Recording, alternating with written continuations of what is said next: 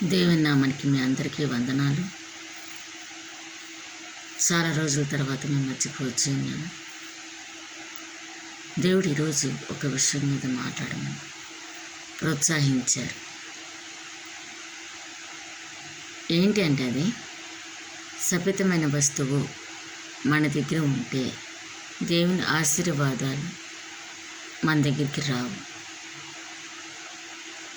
ఇశ్రాయేలు ప్రజలు ఎరుకో నుండి శపితమైన వస్తువులు ఆకాను అని వ్యక్తి తీసుకొని వచ్చి దాచిపెడతాడు. అలా దాచిపెట్టినప్పుడు వాళ్ళు ఒక దేశాన్ని, ఒక చిన్న రాజ్యాన్ని గెలవలేక ఓడిపోతారు. అప్పుడు యెహోషువ దేవుని సన్నిధిలో అడుగుతాడన్నమాట, ఎందుకని మేము ఆ యొక్క చిన్న దేశాన్ని గెలవలేకపోయాము? ఎరుకో వంటి పెద్ద రాజ్యాలను, అనేకమైన పెద్ద దేశాలని, రాజులను గెలిచిన వాళ్ళు ఈ చిన్న దేశాన్ని ఎందుకు గెలవలేకపోతున్నామని దేవుని సన్నిధిలో అడుగుతాడన్నమాట. దేవుడు అప్పుడు అంటాడు కదా, మీలో ఈ ఇశ్రాయేలు ప్రజలు శపితమైన వస్తువు ఉన్నది, అది ఏంటి అని చూసుకొని మీరు దాన్ని తీసివేసి ముందుకి నడవండి, మీకు జయాన్ని ఇస్తానని చెప్పి దేవుడు చెప్తాడు. సరే అని యెహోషువ ఇశ్రాయేలు ప్రజలను అడుగుతూ ఉంటాడన్నమాట. అడిగినప్పుడు ఆకాను దగ్గరికి వచ్చినప్పుడు శపితమైన వస్తువు ఒకటి ఉంది. అది తీసివేసి, అది పడివేసి దేవుని సన్నిధిలో శుద్ధులై క్షమాపణ అడిగి అప్పుడు ముందుకు సాగుతారన్నమాట. అట్లాగే రాహేలు కూడా తన యొక్క ఆ నాన్నగారి దగ్గర నుంచి విగ్రహాలను తీసుకొచ్చి దాచిపెట్టిందంట. అప్పుడు ఏం జరిగిందంటే, ఆ యొక్క రాహేలు వాళ్ళ నాన్నగారు, మీరు మా ఇంటి నుంచి కొన్ని వస్తువులు తీసుకొని వచ్చారన్నప్పుడు యాకోబు ఏంటా అని ఎతికినప్పుడు రాహేలు దగ్గర విగ్రహాలు కనపడ్డాయి. ఎలీషా కూడా కుష్ఠరోగంతో బాధపడుతున్న వ్యక్తి వచ్చి, దైమానం వచ్చి, నేను అనేక వస్తువులు ఇస్తాను, నా రోగాన్ని తీసివేయి,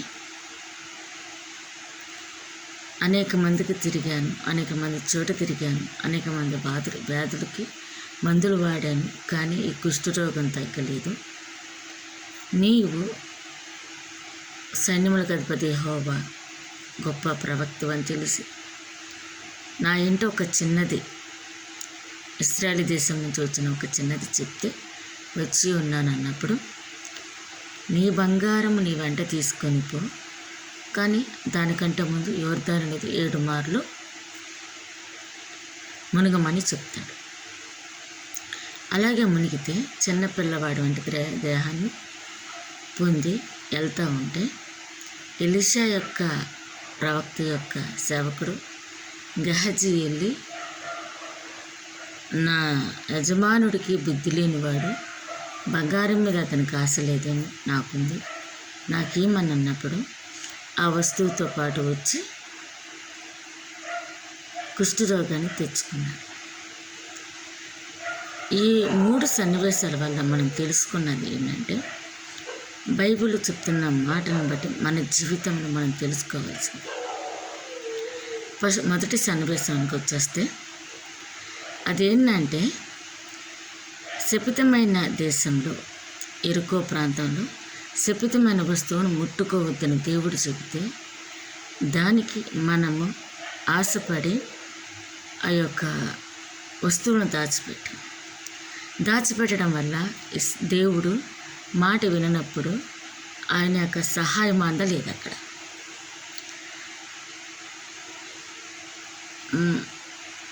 ఈ 3 సన్నివేశాలు రాహేలు తన తండ్రి ఇంట, అంటే మనం ఉంటున్న ఊరిలో, మనం ఉంటున్న దేశంలో, మనం ఉంటున్న విగ్రహారకుల, అంటే దేవుడికి ఇష్టం లేనివి మన ఊరి నుండి అవ్వచ్చు, మన దేశం నుండి చుట్టుపక్కల అవ్వచ్చు. అది ముట్టకూడదంటే మనం ముట్టకూడదు, మనం చేయకూడదంటే చేయకూడదు. అది ఆజ్ఞే. దేవుడు ఆజ్ఞాతిక్రమమే మహాపాపం అన్నాడు. నేనైనా మీరైనా పక్కలో ఇది ఆజ్ఞాతిక్రమం చేస్తున్నాము. చేసి దేవుని ఇవ్వవలసిన ఆశీర్వాదాన్ని తీసుకోలేకపోతున్నాం, పొందుకోలేకపోతున్నాం. అది మీ జీవితంలో, నా జీవితంలో నేను చూసుకోవాలి. ముట్టకూడని వస్తువులు ముట్టుకొని చేయకూడని పనులు చేస్తూ దేవుని ఆశీర్వాదాలకు దూరం అయిపోతున్నాను. 3 సన్నివేశాలు ఒకటే. రాహేల్ దగ్గరికి వస్తే తన తండ్రి ఇంట విగ్రహాలను తెచ్చుకొని, అంటే అబ్రహాము జీవితంలో దేవుడు ఈ తండ్రి ఇంటిని, నీ ఇంటిని, నీ ఊరిని వదిలేసాడు అంటే అబ్రహాం అట్లాగా అన్నీ వదిలేశాడంట, ఆశీర్వదించబడ్డాడు. కానీ మన పితృల పరంపర ఆచారాలు వదిలేయమని దేవుడి చేతి వదిలేయమంట, వెంట తెచ్చుకుంటాం. మంది హిందూ దేశం కదా, మనం పుట్టుకతోనే హిందువులం. కానీ దేవుని సన్నిధి ఎరిగి, దేవుని ప్రేమను ఎరిగి, దేవునిలోకి అడుగు పెట్టాక మనము నూతనముగా జన్మించబడ్డ బిడ్డ వల్ల ఉంటున్నాం. అయితే మన పితరులు ఏ ఆచారాలు అయితే, ఏ పరంపర ఆచారాలు పాటిస్తున్నారో, ఏ విగ్రహాలు అంటే తండ్రిని ప్రేమిస్తున్నామో, తల్లిని ప్రేమిస్తున్నాము అంటే దేవుడి కంటే ఎక్కువగా ఎవరిని ఇష్టపడుతున్నాం, అవి మనం విడిచిపెట్టట్లేదు, మనం వెనక తెచ్చుకుంటున్నాం. కొత్త నిబంధనలో ఒక వ్యక్తిని అంటే అపవాది వదిలేసి వెళ్ళిపోయినప్పుడు ఎక్కడ కూడా చోట్లేక మళ్ళీ ఆ ఇంటి దగ్గరికి కొన్ని ఆత్మలను తీసుకొని వస్తాడంట.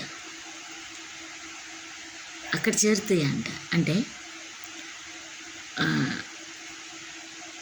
దెయ్యాలు కాదు కదండి, దేవుని సన్నిధిలో ఇది వదిలేస్తున్నాము, ఇది మాకు వద్దు అని మనము తాగుడు అవ్వచ్చు, దొంగతనం అవ్వచ్చు, వ్యభిచారం అవ్వచ్చు, అబద్ధాలు అవ్వచ్చు, ఇంకేదైనా అవ్వచ్చు. అంటే అవి వదిలేసి ఆ యొక్క ప్రాంతంలో దేవుని సన్నిధిని ఉంచకుండా ఖాళీగా ఉంచేస్తాం. అప్పుడు ఏం జరుగుతుంది? ఇంకొన్ని చేరుతాను. అంటే ఒక తాగుడు వదిలేసినప్పుడు దాని మీద ఆలోచన లేకుండా దేవుని సన్నిధి వైపు ఉండకుండా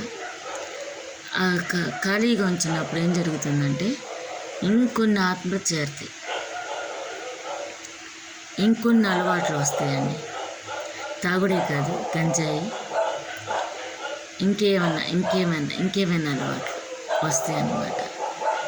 అవి మనం ప్రేరేపిస్తామండి. ఎలా అంటే అవ్వము కనుక ఆ యొక్క సాతాను చెడగొట్టినట్టు, లూసిఫర్ని ఆ యొక్క ఆలోచన కింద పడేసినట్లుగా ఆ విధంగా మనల్ని వెనక్కి లాగుతూ ఉంటాయి. కొన్ని మనం ఏదైతే వదిలేస్తామో అవి పీకుతూ ఉంటాయి. సినిమాలు చూడకూడదు అంటే మన మనసు మనకు చెప్తుంది, కానీ ఆటోమేటిక్గా సినిమాల వైపు వెళ్తూ ఉంటాం. దేవునికి ఇష్టం లేని ఆలోచించకూడదు అంటే ఆటోమేటిక్గా వచ్చేస్తూనే ఉంటాయి. కానీ వాటన్నిటిని మనం జయించాలి. ఇది తప్పని మనం వదిలేస్తాం, కానీ మళ్ళీ వాటికి వెళ్తాం. తప్పని వదిలేసినప్పుడు మనము గట్టిగా దాని మీద నిలబడాలి. తప్పని ఇది వదిలేసా కదా, మరి దీని గురించి మనం ఎందుకు ఆలోచిస్తున్నాం, దీన్ని ఇంట్లో పెట్టుకొని ఎందుకు ఉంటున్నాం అని మన జ్ఞానం కలిగి వదిలేయాలి. సమరయ స్త్రీ చూడండి, దేవుడు యాకోబు ఆ ఎండవేళలో ఆమె హృదయాన్ని తెరిచి ఆమెను మార్చాడంట. మార్చినప్పుడు ఆమె నా పాపాలను నన్ను ఎత్తి చెప్పినవాడు నజరేయుడైన మెస్సయ్య అని చెప్పి లోకానిపై సాక్షిగా మన సాక్షిగా నిలబడలేకపోయినా మనము ఆయనకి ఇష్టమైన బిడ్డలుగా జీవించాలి. మన పాపాలు దేవుడు ఎత్తి చూపించినప్పుడు వాటి జోలికి మనం వెళ్ళకూడదు. ఎలీషా బంగారాన్ని ఎందుకు వదిలేశాడు, ధన్యాదులు ఎందుకు వదిలేశాడు అంటే అతనికి ఆశ లేదని, అతనికి ధ్యాస లేదని, అతనికి అవసరం లేదండి. నిజమే, అవసరం లేదు. దేవుని బిడ్డలకి అవసరం లేదండి. దేవుడే పోషించుకుంటాడు, దేవుడే సంరక్షించుకుంటాడు, దేవుడే కాపాడుకుంటాడు, అన్నీ దేవుడే చూసుకుంటాడు. అప్పుడు జనాల దగ్గర మనకి ఎందుకు? బుద్ధిహీనుడని గెహజీ పోయి ఆ డబ్బుతో పాటు కుష్ఠరోగాన్ని కూడా తెచ్చుకున్నాడంట. ఎంతోమంది దేవుని సేవ చూపిస్తూ ఎంతో దేవుని యొక్క సొమ్ము, దేవుని యొక్క పరికరాలు, దేవుని యొక్క ఆస్తులు పాడు చేసి శాపాన్ని తెచ్చుకుంటున్నారు. కొన్ని మందిరంలో చూస్తూ ఉంటాం, ఎంతో పోటీతత్వం, ఎన్నో గొడవలు, ఎంతగానో దుఃఖాక్రాంతమైన చర్యలు జరుగుతాం.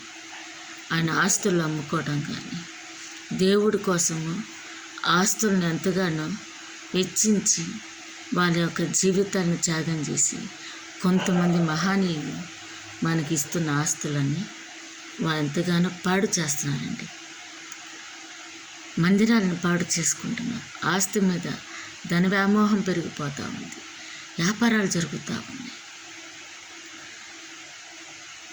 అబద్ధాలు ఎన్నో, పాస్టర్స్లో అవ్వచ్చు, సేవకులు అవ్వచ్చు, ఈ కంటితో ఎన్నో దారుణాలు చూస్తూ ఉంటాం. మనం అట్లా ఉండకూడదండి. ధనం మీద ఆశ పెట్టుకోకూడదు. పరిచారకుడు ఎప్పుడు పాస్టర్ అవ్వచ్చు, ప్రవక్త అవ్వచ్చు, ఇంకెవరైనా అవ్వచ్చు, దేవుని సేవకుడు, దేవుని పేరుతో పిలువబడిన, దేవుని పిలుపుతో పిలువబడిన వాళ్ళు ఆస్తుల మీద ఆశ ఉండకూడదండి. దేవుడే పోషిస్తాడు, దేవుడే రక్షిస్తాడు అనే నమ్మకంగా ఉండాలి. మనం ఇక్కడ ఆస్తులు కూడగొట్టుకుంటే మరి